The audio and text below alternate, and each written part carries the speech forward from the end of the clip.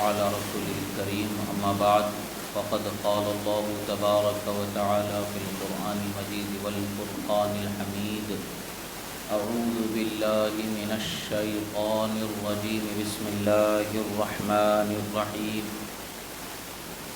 إنا أرسلناك شاهدا ومبشرا ونذيرا لتؤمنوا بالله ورسوله وتعزروه وتوقروه وتسبحوه بكرة وأصيلا صدق الله مولانا العظيم وصدق رسوله النبي الأمين الكريم ونحن على ذلك لمن الشاهدين والشاكرين والحمد لله رب العالمين۔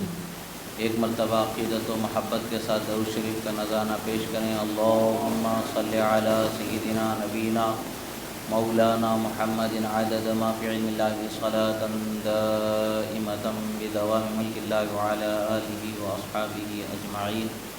ایک مرتبہ اور نبی اور آل نبی پر درود شریف پڑھیں۔ اللہم صلی علی سیدنا نبینا مولانا محمد عدد ما فی علم اللہ صلاۃ دائمۃ بدوام ملک اللہ وعلی آلہ واصحابہ اجمعین۔ اللہ رب العزت کا بے پناہ شکر و احسان کہ اللہ رب العزت نے ہمیں اس کے حبیب کریم صلی اللہ تعالی علیہ وسلم کی سچی محبت اور ان کے سچے چاہنے والوں میں زندگی گزارنے کی توفیق عطا فرمائی، اور ایمان کی دولت سے اللہ نے ہمیں مالا مال فرمایا۔ عظیم نعمت ایمان سے اللہ تعالیٰ نے ہمارے دلوں کو روشن و منور فرمایا۔ یہ اللہ تبارک و تعالیٰ کا بے پناہ کروڑہ کروڑ شکر و احسان، اللہ پاک کا کرم ہے کہ اللہ نے ہمیں اس نعمت عظیمہ سے بہرور فرمایا۔ اگر اللہ تعالیٰ محض اپنے فضل و کرم سے یہ چیز ہمیں عطا نہیں فرماتا تو ہدایت اور نعمت ایمان سے ہم کوسوں دور ہوتے، مگر اللہ نے کرم فرمایا، ہمیں ہدایت نصیب فرمائی اور ہدایت پر روشن فرمایا۔ اللہ تبارک و تعالیٰ کفر کو، شرک کو ایک ایسا گھنونا دلدل بنا رکھا ہے کہ جس میں جانے والے کو کبھی نجات نہیں بخشتا ہے۔ نہ دنیا میں وہ کامیاب ہو سکتا ہے، نہ آخرت میں وہ کامیاب ہو سکتا ہے۔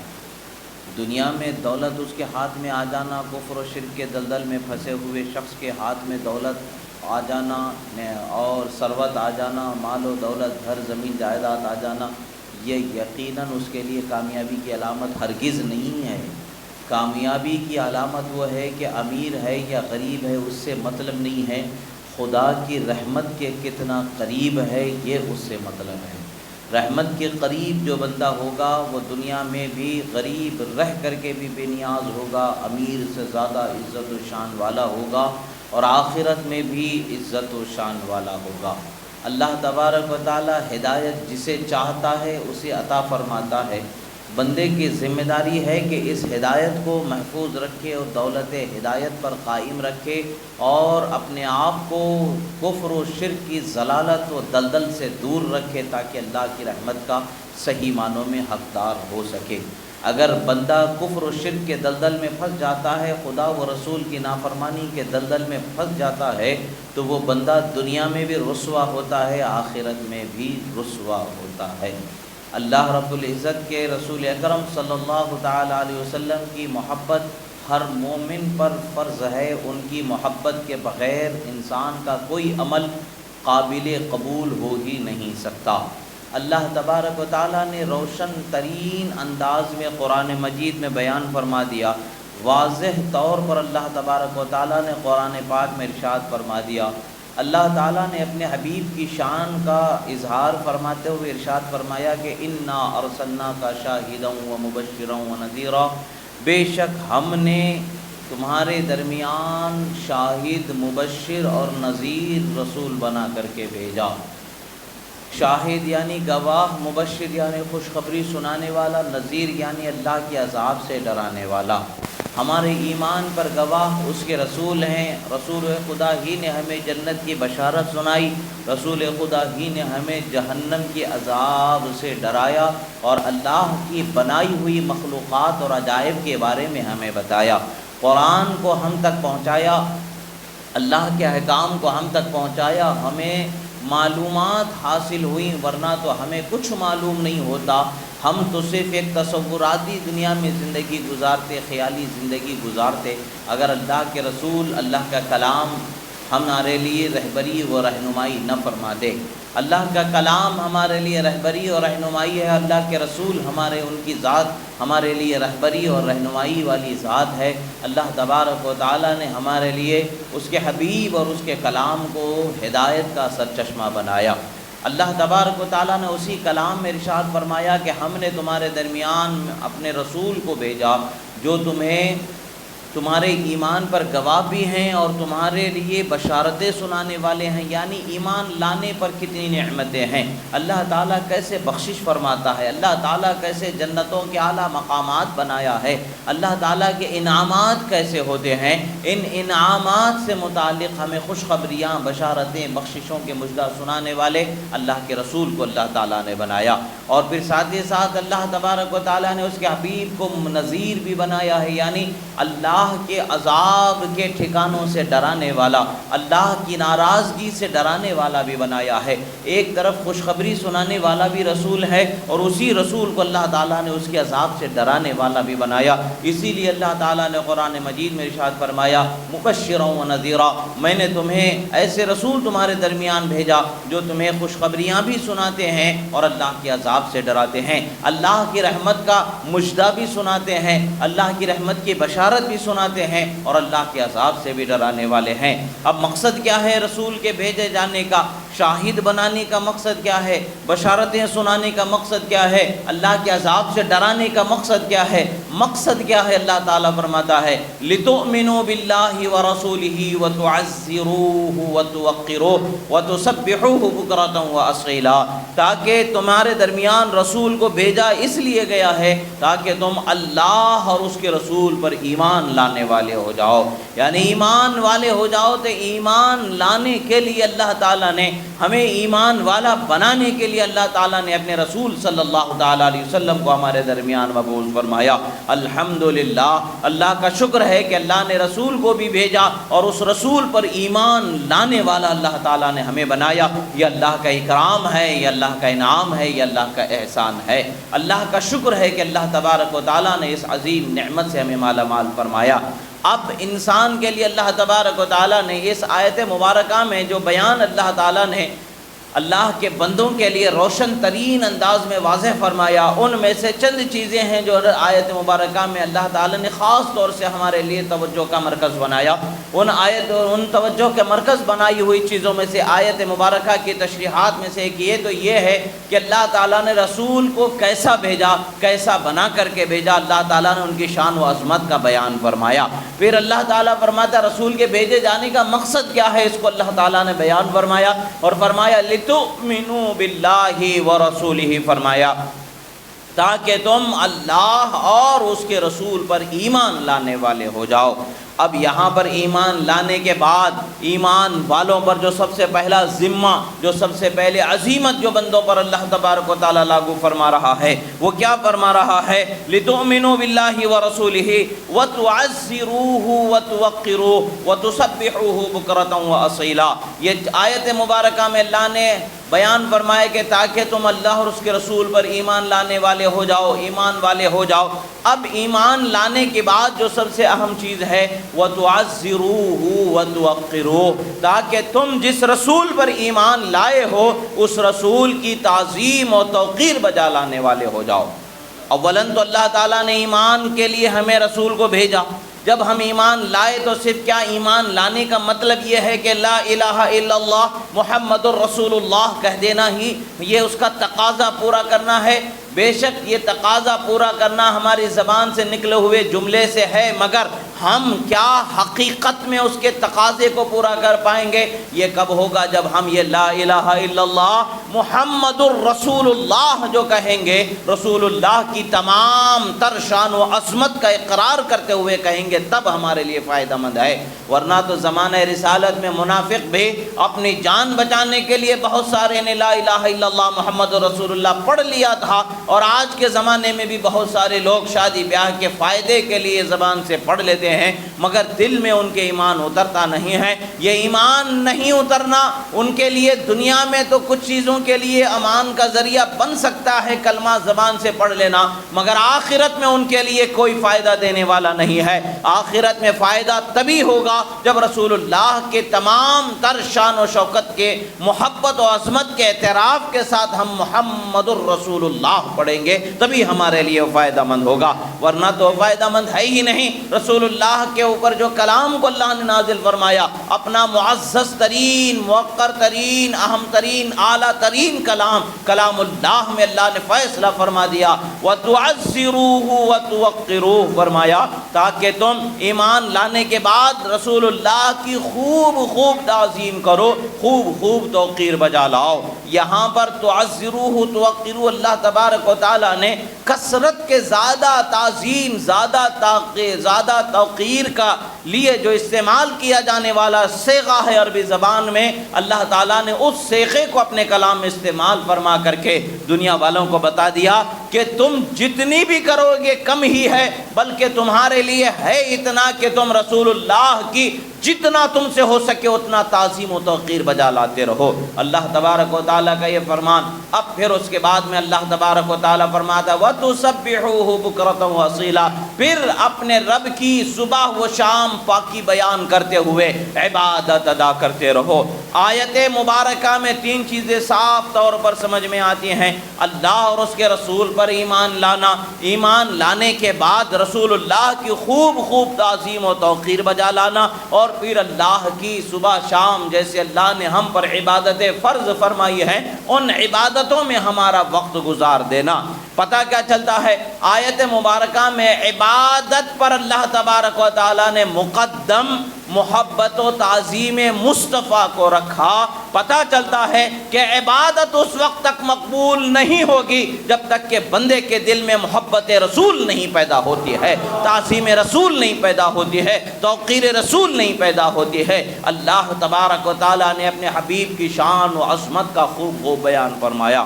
اب بہت سارے لوگ جو عظمت و توقیر مصطفیٰ صلی اللہ تعالیٰ علیہ وسلم کے ذائقے سے نا آشنا ہیں، محبت مصطفیٰ کے ذائقے سے نا آشنا ہیں، وہ اپنے آپ کو ایمان کے دائرے میں رکھنے والے شمار کرتے ہیں، قال اللہ و قال رسول کے فہم اور اس کے علم کا دعویٰ رکھتے ہیں، مگر یاد رکھیں علم کا دعویٰ رکھنے والے علم والے نہیں ہوتے ہیں، اللہ جسے علم عطا فرماتا ہے وہ علم والے ہوتے ہیں۔ اللہ جسے علم دیتا ہے وہ علم والے ہوتے۔ علم کسے ملتا ہے؟ جس کے دل میں مصطفیٰ پیارے کی محبت کو خدا نے بسا دیا۔ یہ علم کا روشن چراغ ہی تو ہے کہ بندے کو سمجھانے کے لیے خدا نے روشن قرآن میں بیان فرما دیا کہ ایمان والے ہو جاؤ، پھر مصطفیٰ کی خوب تعظیم و توقیر بجا لاؤ، پھر رب کے عبادت صبح و شام کرنے والے ہو جاؤ۔ عبادت پر محبت مصطفیٰ، تعظیم مصطفیٰ کو مقدم قرآن میں بیان فرمایا گیا۔ اب کہنے والے کہتے ہیں کہ نہیں، یہاں پر مراد اللہ رب العزت کی تعظیم و توقیر بجا لانا ہے۔ یاد رکھیں کہ آیت مبارکہ کی تفسیر دوسری آیت ہوتی ہے، ہمارا خیال نہیں ہوتا ہے، ہم جیسا سمجھیں ویسا ہے، ایسا نہیں ہے۔ الحمدللہ اہل سنت پر اللہ تبارک و تعالیٰ نے بے پناہ انعام و اکرام فرمایا کہ حضرت مولا علی سے لے کر کے ہندوستان کے خواجہ غریب نواز تک کے تمام اولیاء کو اللہ تعالیٰ نے اسی جماعت میں پیدا فرمایا، اور ظاہری باطنی تمام علوم کا دریا اللہ تبارک و تعالیٰ نے ہدایت کا اسی جماعت میں بہایا ہے، اور قیامت تک کے بہتا رہے گا۔ ہدایت کا یہ سرچشمہ ایسا ہے کہ قیامت تک کے طالب ہدایت کو سیراب کرتا رہے گا۔ اللہ کے رسول صلی اللہ تعالیٰ علیہ وسلم پر جو قرآن کو اللہ تبارک و تعالیٰ نے نازل فرمایا، اس قرآن کی تفسیر سب سے بہترین و اعلیٰ تفسیر، یعنی معنی کی تفہیم سب سے بہترین کیا ہے؟ ایک آیت کی تفسیر دوسری آیت سے، یعنی ایک آیت کا معنی و مطلب سمجھنا دوسری آیت سے اس کا واضح طور پر ہوتا ہے۔ اللہ تعالیٰ نے دوسری جگہ پر ارشاد فرمایا والذین آمنوا بہ وعزروہ ونصروہ واتبعوا النور الذی انزل معہ اولئک هم المفلحون۔ اللہ تبارک و تعالیٰ نے فرمایا اور پس وہ لوگ جو رسول اللہ صلی اللہ تعالیٰ علیہ وسلم پر ایمان لائیں اور اس کی تعظیم تعظیم کریں یعنی اللہ کے رسول کی تعظیم کریں اور ان کی مدد کریں، اور وہ نور جو اللہ تعالیٰ نے ان کے ساتھ اتارا ہے یعنی قرآن، اس پر اگر وہ لوگ عمل کرنے اتباع کرنے والے ہوں گے تو یہی وہ لوگ ہیں جو کامیاب لوگ ہیں۔ اللہ نے کامیاب لوگوں کی علامت کیا بیان فرمائی؟ اس آیت مبارکہ میں 4 چیزوں کا ذکر فرمایا گیا۔ کامیاب لوگوں کو اولئک هم المفلحون، اللہ نے فرمایا یہی وہ لوگ ہیں جو کامیاب ہیں، یہی وہ لوگ ہیں جو اللہ کی بارگاہ میں فلاح و ظفر سے سرفراز فرمائے جائیں گے۔ اللہ کی بارگاہ میں فلاح و ظفر کیا ہے؟ جنت کا حقدار بنا دیا جانا، اللہ کی بارگاہ سے بخشش کا مژدہ عطا فرما دینا، جہنم میں نہ ڈال کر کے جنت کا ٹھکانہ عطا فرما دینا، یہ سب سے بڑی کامیابی ہے۔ اور قیامت کے دن اللہ تبارک و تعالی انہیں اپنی رحمت کا سہارا عطا فرمانا اور اس کے حبیب کی بخشش و سفارش اور شفاعت کا سہارا عطا فرمانا، یہ سارے وہ امور ہیں جو کامیابی کے امور ہیں، جس کو اللہ تعالیٰ نے فرمایا اولئک هم المفلحون، وہی لوگ ہیں جو کامیاب ہیں۔ وہ لوگ کون ہیں؟ ان کے 4 طریقے، 4 پہچان اللہ تبارک و تعالیٰ نے بیان فرمایا ہے، 4 نشانیاں اللہ تبارک و تعالیٰ نے بیان فرمائی۔ ان میں سے سب سے پہلی نشانی کیا ہے؟ آمنوا بہ، فرمایا کہ وہ لوگ ہیں جو رسول اللہ پر ایمان لانے والے ہیں، یعنی ایمان لانا، رسول اللہ کو اللہ کا پیغمبر اور آپ کو اللہ کی طرف سے بھیجا ہوا ہدایت کا روشن چراغ، روشن ستارہ، روشن ذات تصور کرنا، اور آپ پر جو قرآن اللہ نے نازل فرمایا اسے حق جاننا، ایمان لانا، یہ اول چیز ہے ایمان والا ہونا۔ ایمان والا ہونے کے ساتھ ساتھ دوسری چیز کیا ہے؟ وہ آیت مبارکہ کا دوسرا حصہ ہی ہے۔ پہلے آیت مبارکہ میں بھی اللہ تبارک و تعالیٰ نے یہی فرمایا لِتُؤْمِنُوا بِاللَّهِ وَرَسُولِهِ وَتُعَزِّرُوهُ، فرمایا یا تاکہ تم اللہ اور اس کے رسول پر ایمان لاؤ اور اس کے رسول کی تعظیم و توقیر بجا لاؤ۔ تو یہاں پر بھی وہی طریقہ اللہ تعالیٰ نے فرمایا، وہ لوگ جو اللہ کے رسول پر ایمان لاتے ہیں وَعَزَّرُوهُ وَنَصَرُوهُ، فرمایا اور ان کی خوب خوب تعظیم بیان کرتے ہیں، خوب خوب عزت بجا لاتے ہیں، خوب خوب ان کی مدح و ستائش بیان کرتے ہیں۔ وَنَصَرُوهُ، فرمایا اور ان کی مدد کرتے ہیں۔ ایک ایمان لانا، دوسری رسول اللہ کی خوب حد سے زیادہ تعظیم و توقیر، اپنی طاقت سے بڑھ کر کے تعظیم و توقیر بیان کرنا۔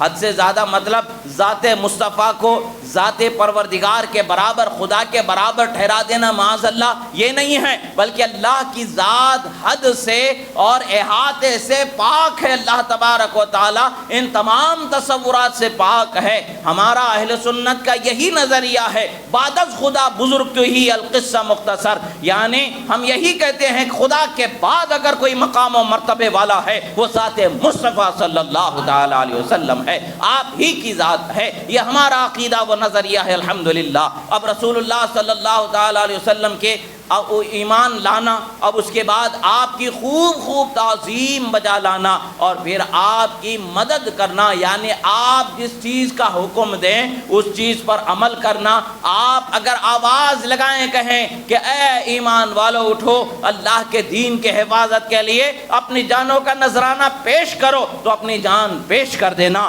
اپنے مال کا نذرانہ پیش کرنے کا حکم دے اپنے مال کو پیش کر دینا، اپنی جان، مال، دولت، آل، اولاد، بھائی بہن، رشتہ دار، ماں باپ، سب سے بڑھ کر کے انہی کی محبت کو اپنے دل میں بسانا، یہ نصرت ہے مصطفیٰ، یعنی آپ کی مدد کرنا ہے۔ اللہ تعالیٰ نے بیان فرمایا ایمان لانا، رسول اللہ کی خوب خوب تعظیم بیان کرنا، تعظیم بجا لانا اور آپ کی مدد کرنا، اور پھر اس کے بعد میں فرمایا وَاتَّبَعُوا النُّورَ الَّذِي أُنزِلَ مَعَهُ، یعنی کہ اس نور کی اتباع کرنا جو ان کے ساتھ اترا، یعنی ان پر جو قرآن اللہ تعالیٰ نے اتارا ہے اس قرآن کے احکام کی اتباع کرنا۔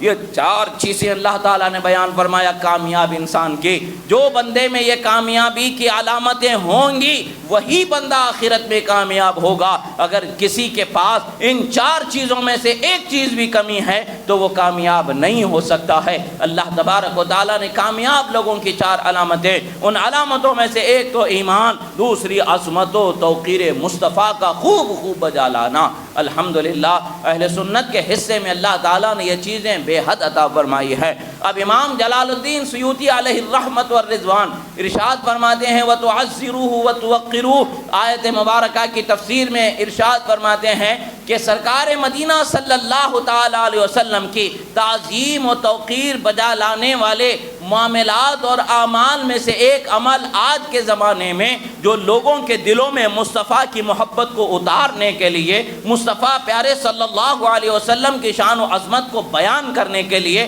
آپ کی ذات سے کما حقہ متعارف کرانے کے لیے محافل میلاد، مجالس میلاد، محافل مولود کا اہتمام کیا جاتا ہے۔ اس میں ذکر مصطفیٰ، شان مصطفیٰ، عظمت مصطفیٰ، قرآن کی عظمت، اللہ کی وحدانیت، اللہ کی خالقیت اور اس کے پیغمبروں کی شان و عظمت کا بیان کیا جاتا ہے تاکہ لوگ دین سے کما حقہ آگاہ و واقف ہو جائیں۔ یہ چیزیں بھی رسول اللہ کی تعظیم و توقیر کا ایک حصہ ہیں، لہٰذا زمانے میں جیسی ضرورت ہوگی اس ضرورت کے لحاظ سے تعظیم و توقیر مصطفیٰ کو عام کیا جانا یہ شرعی تقاضوں میں سے ایک تقاضا ہے۔ الحمدللہ یہ مہینہ ہمارے لیے عظمت والا مہینہ ہے، برکت والا مہینہ ہے، اس لیے کہ اسی مہینے میں نبی آخر الزمان خاتم النبیین محمد الرسول اللہ صلی اللہ تعالیٰ علیہ وسلم دنیا میں جلوہ فرما ہوئے۔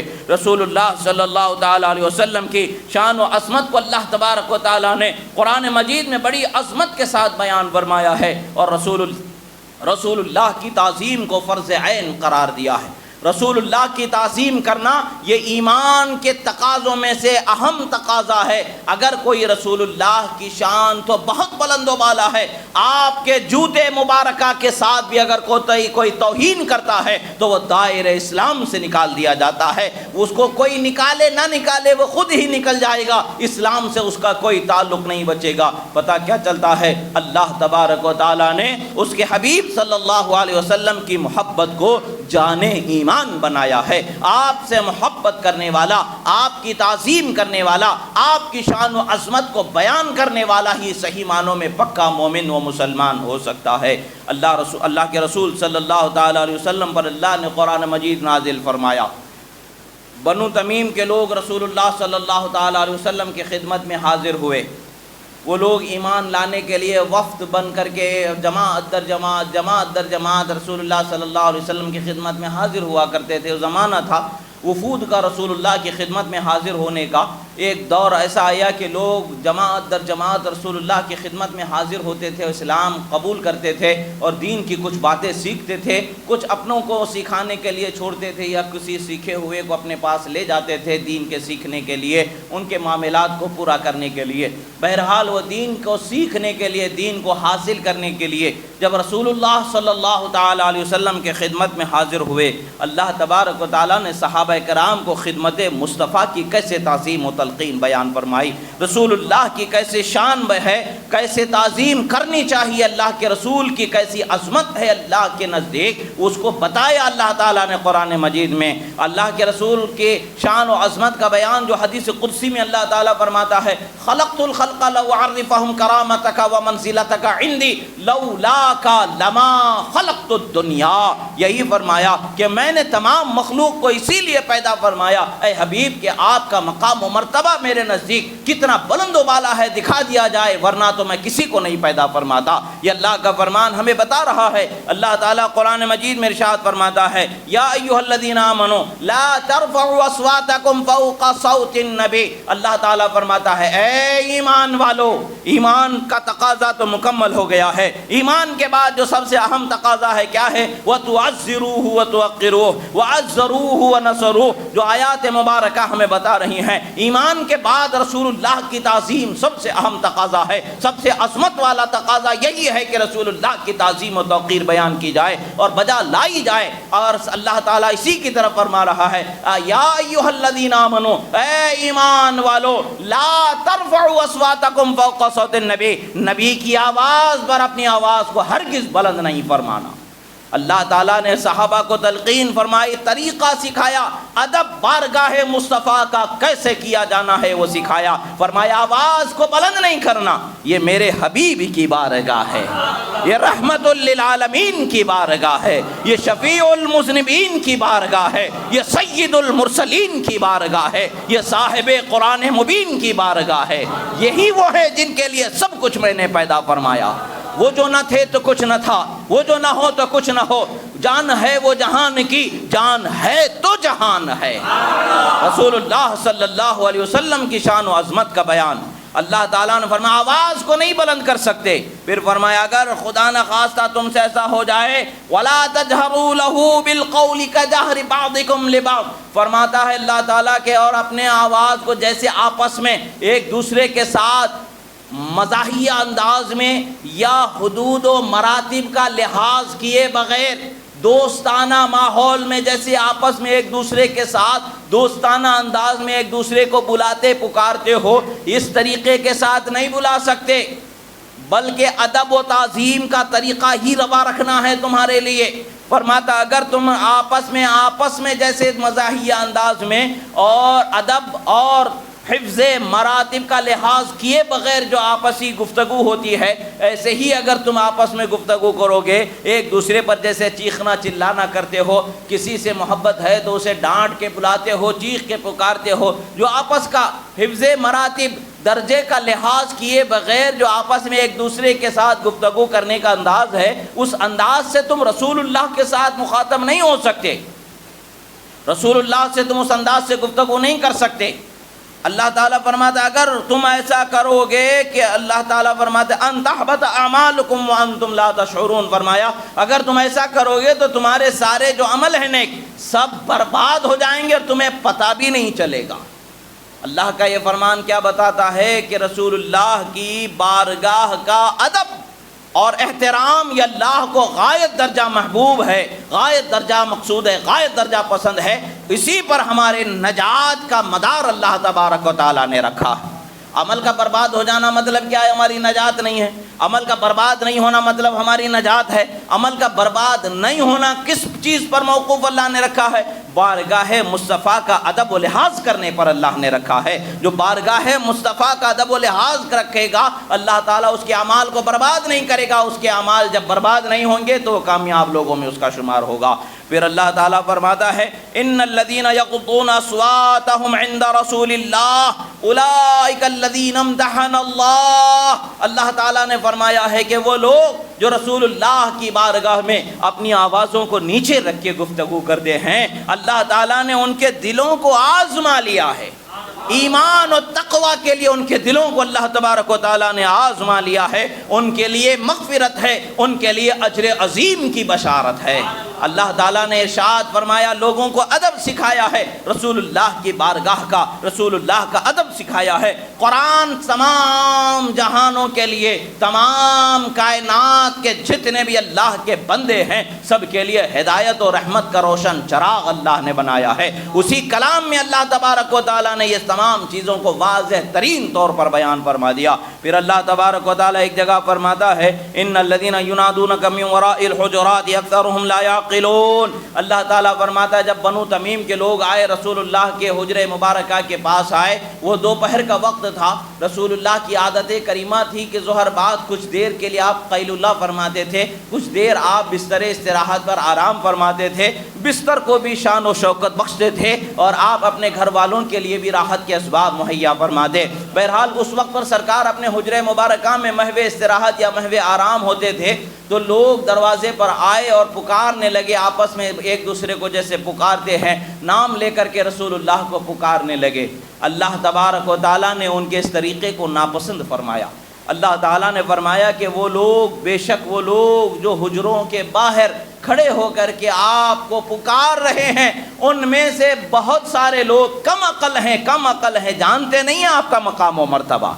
اگر جان لیں آپ کا کیا مقام و مرتبہ ہے تو ایسی جسارت نہیں کر سکتے ہیں اس لیے ہدایت کے لیے بھی آئے ہوئے ہیں، ہدایت مل جائے گی تو آپ کی شان و عظمت کا اعتراف ہو جائے گا، پتہ چل جائے گا۔ اللہ تعالیٰ نے فرمایا وَلَوْ أَنَّهُمْ صَبَرُوا، اللہ فرماتا ہے اگر وہ لوگ صبر کرتے یہاں تک کہ آپ ان کے پاس تشریف لاتے خود سے، بغیر بلائے ہوئے، بغیر پکارے ہوئے، تو ان کے لیے خیر ہوتا اور بہتر ہوتا۔ اور اللہ تعالیٰ مہربان ہے، رحم کرنے والا ہے، مغفرت کرنے والا ہے۔ یعنی ایمان لانے سے پہلے کہ ان کے اس عمل کو اللہ تبارک و تعالیٰ نے دولت ایمان کی برکت سے معاف فرما دیا، مگر ایسے عمل کو اللہ تعالیٰ نے پسند نہیں فرمایا، اور قرآن میں اس کی مذمت کو اللہ تعالیٰ نے اتار دیا۔ بتایا کہ مصطفیٰ پیارے صلی اللہ تعالیٰ علیہ وسلم کی بارگاہ کس قدر بلند و بالا اور کس قدر عظمت والی ہے۔ اس بارگاہ کے متعلق سے بڑے بڑے شعراء نے کہا ادب گاہ است زیر آسماں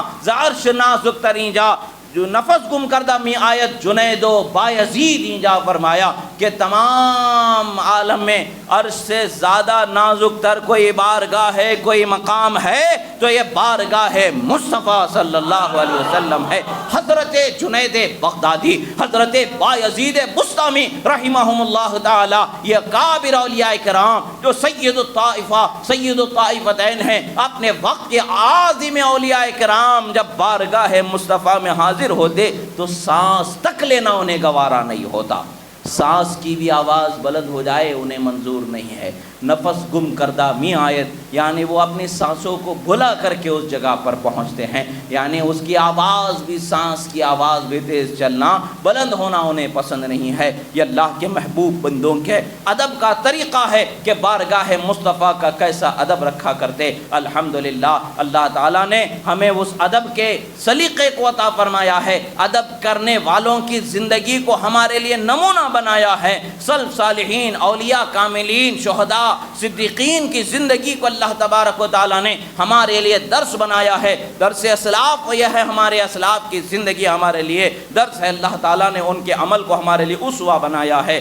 جان لیں کہ رسول اللہ صلی اللہ علیہ وسلم کی تعظیم میں کیا جانے والا ہر عمل اللہ تبارک و تعالیٰ کی بارگاہ میں مقبول ہوتا ہے۔ ہاں، خاص وہ عمل جس کو اللہ تبارک و تعالیٰ نے منع فرما دیا ہے، حرام کر دیا ہے، اس حرام کو اگر کوئی کہے معاذ اللہ، مثال کے طور پر اگر کوئی کہے کہ شراب میں رسول اللہ کی تعظیم میں لوگوں کو پلانا چاہتا ہوں معاذ اللہ، تو دین سے نکل جائے گا، دین سے اس کا علاقہ ختم ہو جائے گا۔ ہاں، جس چیز کے بارے میں اللہ اور اس کے رسول نے ہمیں منع نہیں فرمایا ہے اور ہمارے لیے آسانیاں اور آزادی اللہ تعالیٰ نے رکھی ہے، عمل کی آزادی رکھی ہے، جیسے آج ہم نماز پڑھ رہے ہیں، مسجد میں رنگ و روغن کرنا یہ اللہ اور اس کے رسول نے منع نہیں فرمایا، پنکھے کا، لائٹ کا اہتمام کرنا یہ منع نہیں فرمایا گیا ہے، ثواب کی نیت سے پنکھا لگا دینا یہ بھی منع نہیں ہے، بلکہ ثواب ملنے پر ہماری ضمانت ہے۔ اسی طریقے کے ہر وہ کام جس کو ہمارے لیے منع نہیں فرمایا گیا ہے، ان طریقوں سے ہم رسول اللہ کی شان و عظمت کا بیان اگر کرتے ہیں، اپنی قوم کے دلوں میں رسول اللہ کی محبت کو اتارنے کی کوشش کرتے ہیں، تو یقیناً ہمارا یہ عمل باعث خیر و برکت ہوگا اور اللہ کے بارگاہ میں مقبول ہوگا۔ اور خدا کی بارگاہ میں جب کوئی عمل مقبول ہو جاتا ہے، خدا کی بارگاہ سے رحمت و بخشش کا مژدہ عطا فرما دیا جاتا ہے۔ اللہ رب العزت کی بارگاہ میں دعا ہے جو کہا گیا، سنا گیا، کہنے میں، سننے میں جو غلطی ہوئی اللہ تعالیٰ اسے معاف فرمائے، جو حق و صحیح کہا گیا اللہ تعالیٰ اسے قبول فرمائے۔ پروردگار ہم گناہگار ہیں، مولا ہمارے گناہوں کو معاف فرما، ہم خطاکار ہیں، مولا ہماری خطاؤں کو معاف فرما۔ پروردگار تو کریم ہے، مولا کرم فرما، تو رحیم ہے، مولا رحم فرما۔ دنیا میں جہاں کہیں بھی مسلمانوں پر ظلم ہو رہا ہے، مولا ظالموں کو نیست و نابود فرما، مظلوم مسلمانوں کی مدد فرما، بیواؤں، یتیموں، بے سہاروں بچوں کے لیے اسباب و سہارے و کفو و نگہبان و حمایتیوں کو مہیا فرما، تمام عالم اسلام کو ایک جٹ فرما۔ پروردگار حق کا بول بالا فرما، مولا ہمارے ملک میں، ہمارے گاؤں میں، ہمارے شہر میں، ہمارے علاقے میں مولا امن، امان، چین، سکون، سلامتی عطا فرما۔ واقول قولی ھذا استغفر اللہ لی ولکم ولسائر المؤمنین وما علینا الا البلاغ المبین برحمتک یا ارحم الراحمین۔